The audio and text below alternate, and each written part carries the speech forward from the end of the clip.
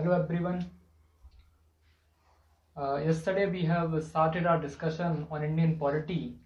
Under the Indian polity, we have discussed the preamble, and now today I will starting our discussion on Indian economy. And under the Indian economy, we will see today national income. But prior to that, I will say one thing to you that as we know, the coronavirus cases continuously rising in the country, and it doesn't seem that the cases of the coronavirus going to be fall very soon, as it is continuously spreading. So I will appeal everyone, please stay home, stay safe, because health is wealth. So मैं यही कहना चाहूँगा, सभी अपने घर रहें, घर से बाहर नहीं जाएं. घर से बाहर जाओगे तो खतरा है कि कोरोना वायरस आपके घर आएगा, और घर आएगा तो पूरा घर फिर हॉस्पिटल जाएगा. इस वजह से घर रहें और सेफ रहें, फैमिली सेफ रहेगी आपकी, आप भी सेफ रहेंगे. And we are here to guide you in any manner, and even we were starting our discussion on Indian economy. Under the Indian economy, we will see how we calculate the national income. And let's start a discussion. Under the national income, in order to calculate the national income, we have to use the production method, and it is a most common method that is used in order to calculate the national income. हम जब भी national income को calculate करते हैं, national income को calculate करने के लिए जो मोस्ट कॉमन मेथड है वो होता है प्रोडक्शन मेथड. प्रोडक्शन मेथड का इस्तेमाल करते हैं नेशनल इनकम को कैलकुलेट करने के लिए. अब जब भी हम नेशनल इनकम को कैलकुलेट करते हैं and we use the production method, under the production method we have to first have to know about the GDP. Then what is GDP is. तो पहले हमें जीडीपी के बारे में पता होना चाहिए, बिकॉज प्रोडक्शन मेथड का जो इस्तेमाल होता है वो जीडीपी को कैलकुलेट करने के लिए करते हैं. एंड जीडीपी, अगर ये कहा जाता है किसी भी कंट्री की जितनी भी ज़्यादा जीडीपी होगी वो कंट्री उतनी स्ट्रांग बताई जाती है. अब सपोज यूएसए की 20 ट्रिलियन इकोनॉमी है, जीडीपी की जो स्ट्रेंथ है वो 20 ट्रिलियन है. जब जीडीपी की स्ट्रेंथ 20 ट्रिलियन है तो यूएस को हम कहते हैं कि US is the world largest economy. तो वर्ल्ड की लार्जेस्ट, सिंगल लार्जेस्ट इकोनॉमी है, ठीक है. देन सेकेंड नंबर पे China, 13 trillion economy, Chinese strength is. तो जो ये 13 ट्रिलियन है, ये जीडीपी की बात करते हैं हम. ये जीडीपी है किसी भी कंट्री की. उस जीडीपी के बेसिस पे हम बताते हैं कि ये जो कंट्री है उस कंट्री की इतनी स्ट्रेंथ है. तो चाइना को बोलते हैं कि second largest economy. And where we are at, हम कहाँ स्टैंड कर रहे हैं. So we have a economy of 2.7 trillion, and so we are at the 6th position in the when we compare our GDP with world's other countries. Then so we are at the 6th position. Now first we see what is GDP is. तो हम GDP की बात करते हैं कि GDP क्या है. GDP call करते हैं ग्रॉस डोमेस्टिक प्रोडक्ट. मीन्स इसका जो फुल फॉर्म है उसे बोलते हैं ग्रॉस डोमेस्टिक प्रोडक्ट. मीन्स सकल घरेलू उत्पाद. हिंदी में बोलते हैं इसे सकल घरेलू उत्पाद. And how we calculate it? Actually, first you need to know is that it is calculated by CSO. ये CSO द्वारा कैलकुलेट किया जाता है. What is CSO? CSO central statistical organisation है, जो कि जो भी स्टैटिस्टिक्स का वर्क है, स्टैटिस्टिक्स का वर्क इनके डेटा को कलेक्ट करना, जीडीपी के बारे में डेटा को कलेक्ट करना और उसको पब्लिश करना, ये सारा काम किसका होता है? CSO का होता है, सेंट्रल स्टैटिस्टिकल ऑर्गेनाइजेशन. ये वर्क करती है ministry of statics and programme implementation के अंदर. तो जो ministry of statics and programme implementation है उसके अंदर ये वर्क करती है. Now we see what is GDP. GDP is the total value of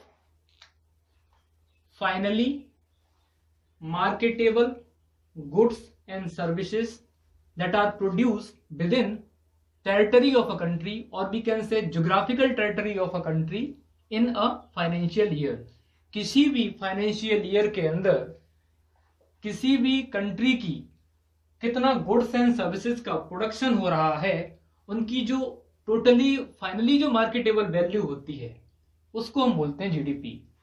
किसी भी कंट्री में कोई भी कंट्री है जिसकी ज्योग्राफिकल बाउंड्री के अंदर कितना गुड्स एंड सर्विसेज का प्रोडक्शन हो रहा है. जैसे कि हमारी जो मैन्युफैक्चरिंग कंपनियां हैं, ऑटोमोबाइल कंपनियां हैं, तो ये जो गुड्स का प्रोडक्शन करती हैं और एट द सेम टाइम हम जो सर्विसेज का प्रोडक्शन करते हैं, सर्विसेज क्या है?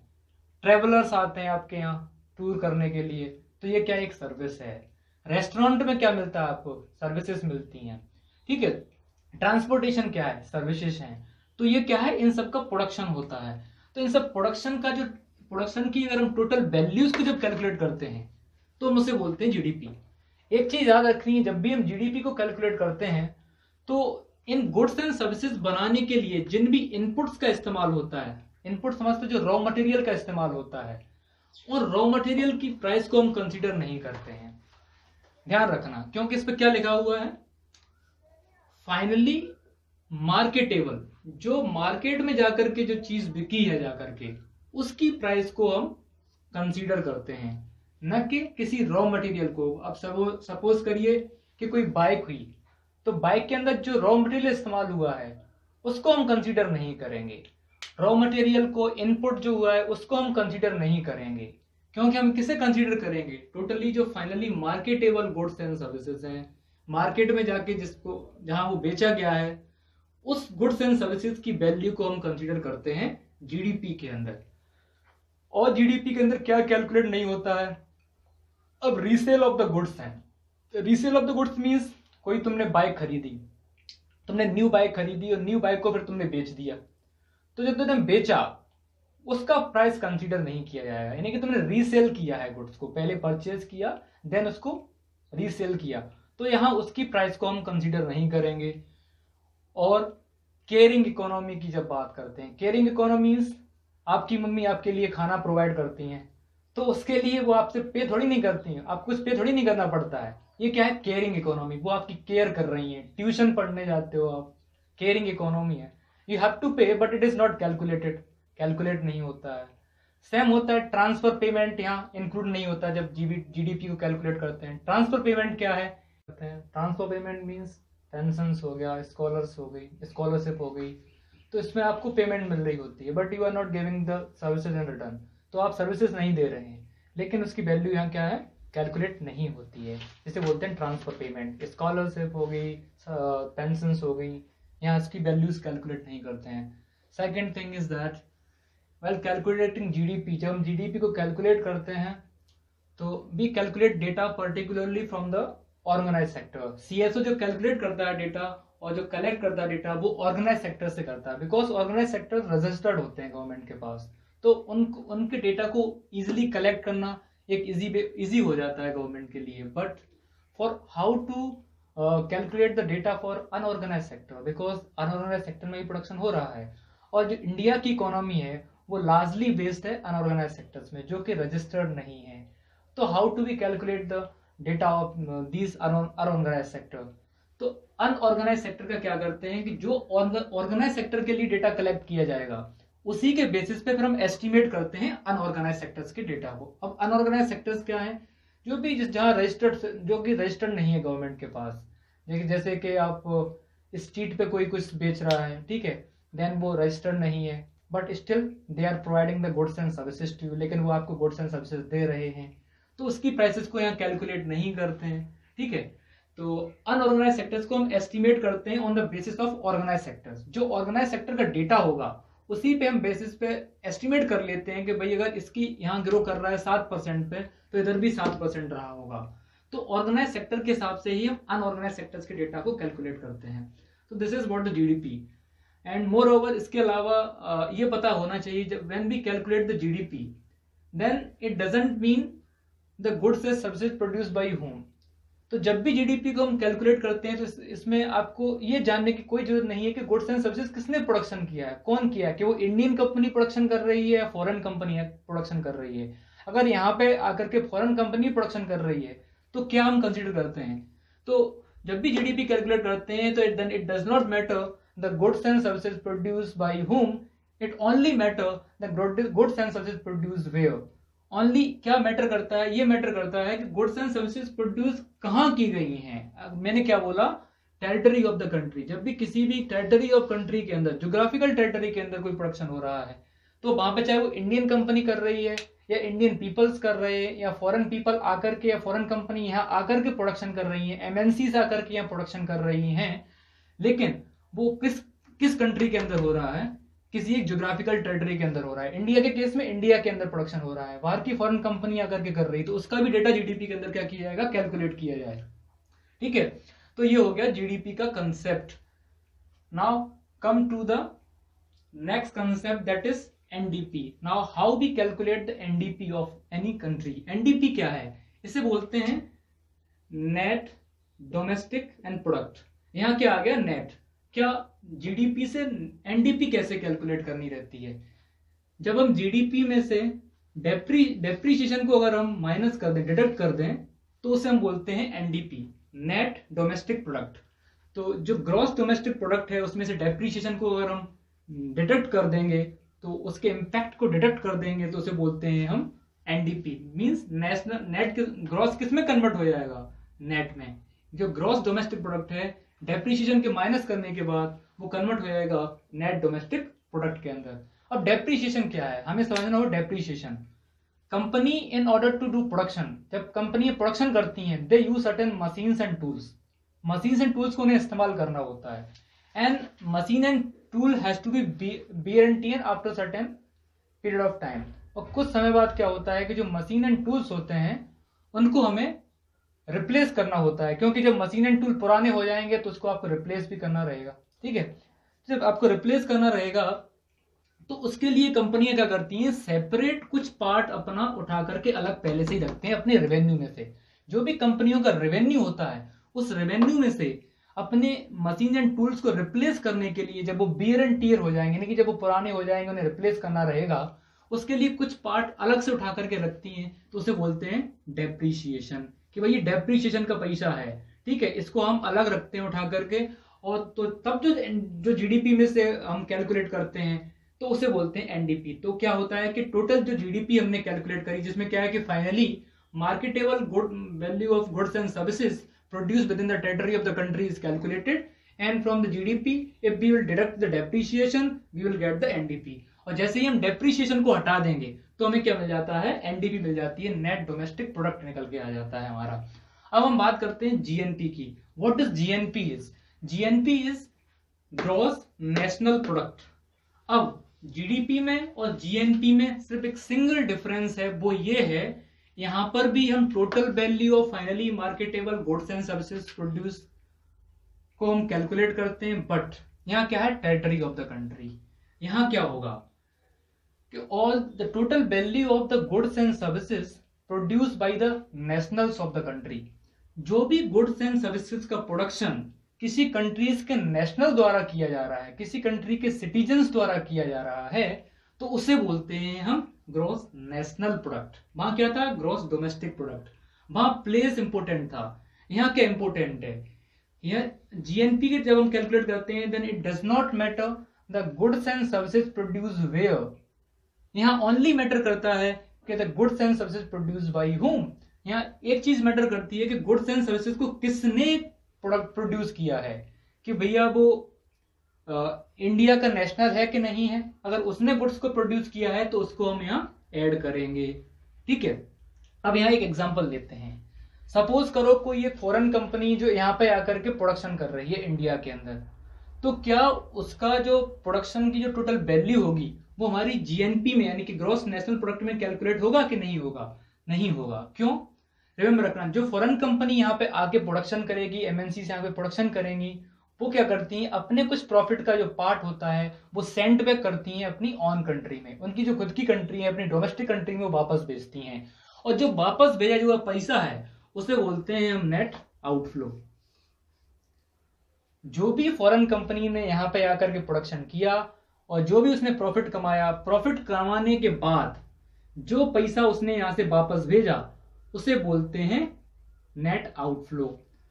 अब जो इंडियन कंपनी किसी फॉरेन कंट्री में जाकर के प्रोडक्शन कर रही है, या इंडियन जो पर्सन है वो किसी फॉरेन कंट्री में जाकर के कोई सर्विसेज दे रहे हैं, सॉफ्टवेयर कंपनी में जॉब कर रहे हैं, ये भी तो अपने कुछ प्रॉफिट का पार्ट इंडिया में सेंड करते होंगे? नहीं करेंगे। जो प्रॉफिट का पार्ट जो इंडिया को सेंड करेंगे उसे बोलते हैं नेट इनफ्लो। अब जो हमारा जो इंडियंस बाहर से भेज रहे हैं उसको आप क्या करेंगे, ऐड करेंगे जीडीपी के अंदर। उसे ऐड करेंगे। अब जो बाहर की कंपनियां यहाँ पे आके प्रोडक्शन कर रही हैं, प्रॉफिट कमा रही हैं, प्रॉफिट को वापस अपनी कंपनी में भेज रही हैं, उसे आप जीडीपी में से डिडक्ट करेंगे, तो नेट आउटफ्लो हो गया, जिसे हमने माइनस कर दिया प्रोडक्ट। अब ये बताइए कि जब मैंने जीडीपी से एनडीपी निकाला था, यानी कि जब ग्रॉस डोमेस्टिक प्रोडक्ट से जब एनडीपी निकाला था, नहीं नेट डोमेस्टिक प्रोडक्ट निकाला था, तो मैंने क्या माइनस किया था? डेप्रिसिएशन को माइनस किया था। सेम यहां करेंगे, जब हम जीएनपी से एनएनपी निकालेंगे तो जीएनपी में से क्या माइनस कर देंगे? सिर्फ डेप्रिसिएशन को माइनस कर देंगे। और डेप्रिसिएशन का कौन सा पार्ट होता है? ये वो वाला पार्ट होता है जो कंपनियां अपने मशीन और टूल को रिप्लेस करने के लिए अपने रेवेन्यू से अलग रख देती हैं, उसे बोलते हैं डेप्रिसिएशन। तो एनएनपी से जब हम एनएनपी जब निकालेंगे, यानी कि नेट नेशनल प्रोडक्ट को निकालेंगे, तो ग्रॉस नेशनल प्रोडक्ट में से डेप्रिसिएशन को माइनस कर देंगे, तो मेरा आ जाएगा net national product. This is how we calculate net national product. हाँ, अब जब जीएनपी जब कैलकुलेट किया, तो इसमें क्या था कि जो नेशनल्स द्वारा प्रोडक्शन किया गया है उसको ही हमने यहाँ, उसकी ही जो नेशनल्स द्वारा जो भी प्रोडक्शन किया गया, चाहे वो गुड्स हो चाहे सर्विसेज हो, उसकी जो फाइनली मार्केटेबल वैल्यू है उसको कैलकुलेट किया है। जबकि हम जीडीपी को कैलकुलेट कर रहे थे तो उसमें हम ये नहीं कंसीडर कर रहे थे कोई नेशनल है, ठीक है, इसमें हम नेशनल्स को कंसीडर नहीं कर रहे थे। हम ये देख रहे थे कि गुड्स एंड सर्विसेज का प्रोडक्शन किस जगह हो रहा है, कि भाई भारत की टेरिटरी के अंदर हो रहा है और एक फाइनेंशियल ईयर के अंदर हो रहा है, तो उसकी जो भी प्रोडक्शन हुआ है उसकी जो फाइनली मार्केटेबल वैल्यू है उसको बोल रहे थे हम जीडीपी। तो यहाँ क्या मैटर करता है? यहाँ मैटर करता है that is the goods and services produce where, कि किस जगह प्रोडक्शन हुआ है वो, तो उसको हम जीडीपी में कैलकुलेट करते हैं। यहाँ जीएनपी में क्या होता है कि goods and services produce by हुम, अगर किसी देश की नेशनल्स ने, यानी कि इंडिया के नेशनल्स ने प्रोडक्शन किया है और जो प्रोडक्शन की जो वैल्यू है, फाइनली मार्केटेबल वैल्यू है, उसको हम जीएनपी में कैलकुलेट करते हैं, ठीक है। अब एनएनपी बता दिया क्या होता है। जीएनपी में से जब हम डेप्रिसिएशन को क्या करते हैं? डिडक्ट करते हैं, तो वो क्या होता है? NNP. Now come to the national income और net national product at a factor cost. अब नेशनल इनकम कैसे करके डिफाइन होती है, कैसे करके इसको हम कैलकुलेट करते हैं? अगर आप जिस नेट नेशनल जो प्रोडक्ट मैंने ऊपर कैलकुलेट किया है, आप इसको अगर फैक्टर कॉस्ट में अगर कैलकुलेट करेंगे, उससे पहले मुझे एक टर्म्स और कुछ समझना है, वो हम समझ लेते हैं, उसके बाद हम नेशनल इनकम की बात करेंगे। फर्स्ट बात कर लेते हैं नॉमिनल जीडीपी क्या होती है। ये नॉमिनल जीडीपी को हम बोलते हैं GDP at a market cost और जीडीपी एट अ ना करंट प्राइस, मार्केट कॉस्ट और करंट प्राइस। तो जब भी हम जीडीपी को कैलकुलेट कर रहे होते हैं, तो उस समय जब मार्केट में किसी भी जो finally marketable goods and services का प्रोडक्शन है, जब उसकी वैल्यू को कैलकुलेट करते हैं, तो उसे नॉमिनल जीडीपी बोलते हैं। तो यहाँ पे क्या क्या इंक्लूड होता है?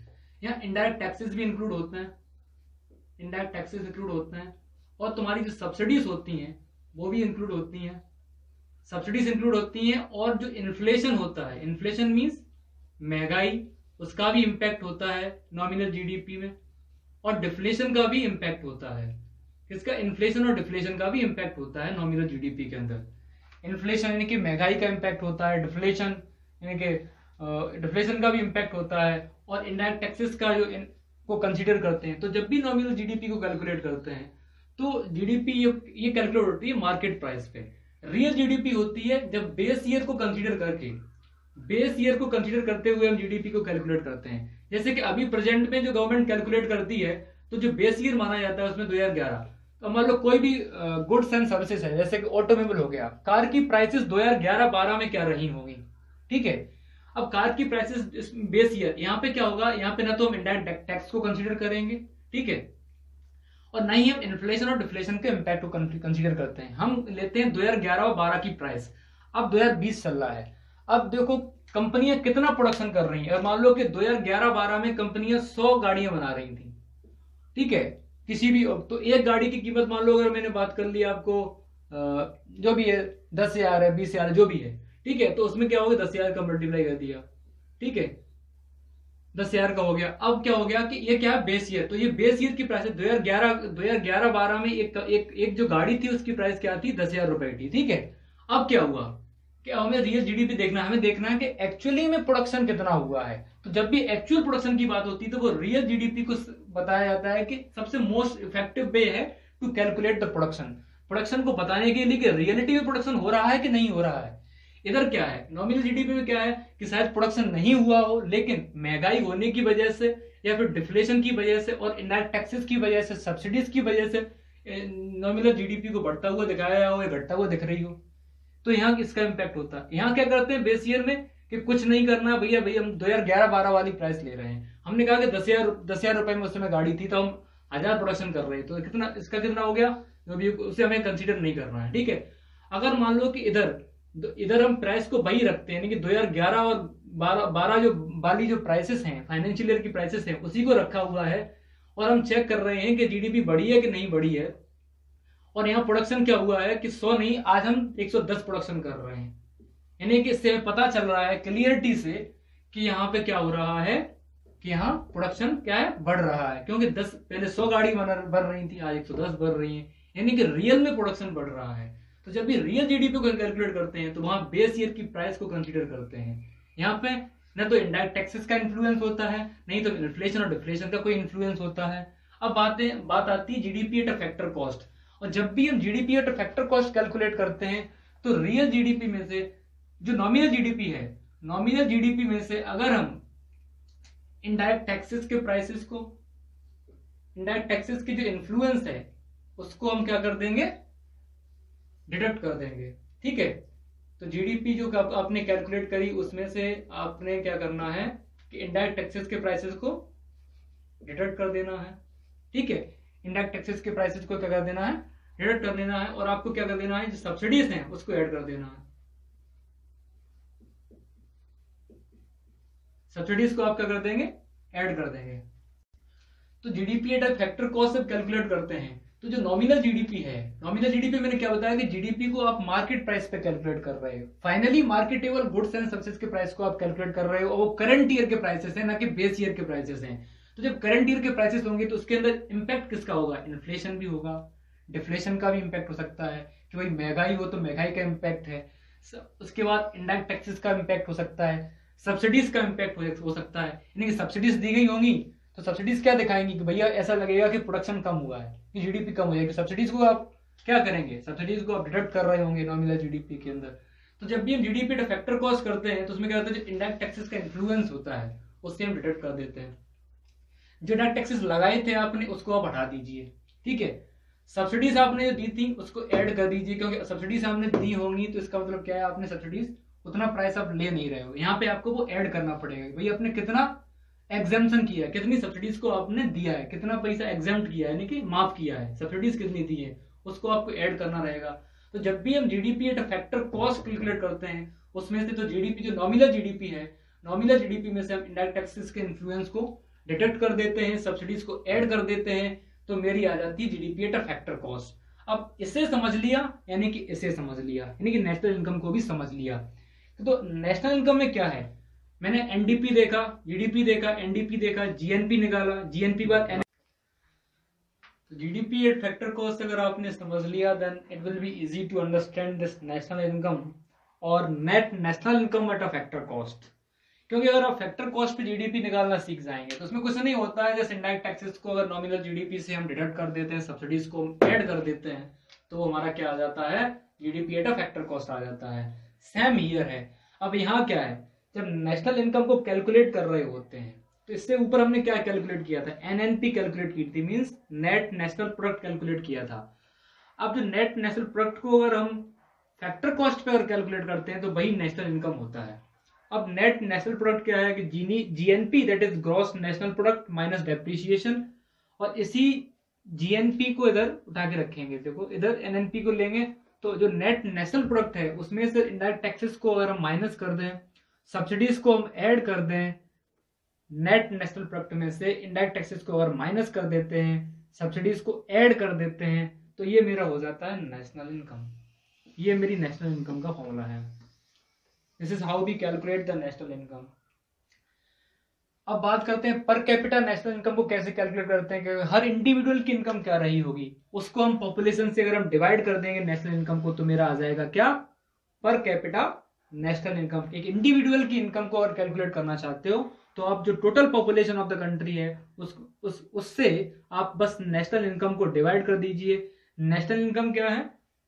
एनएनपी को अगर फैक्टर कॉस्ट पे कैलकुलेट किया जा रहा है, एनएनपी क्या है कि जीएनपी माइनस डेप्रिसिएशन, तो NNP minus taxes and subsidies.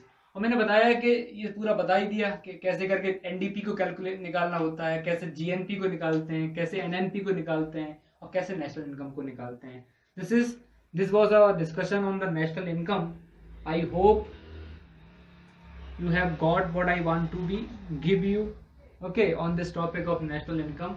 Okay, thank you. We will meet again in the next video. Thank you.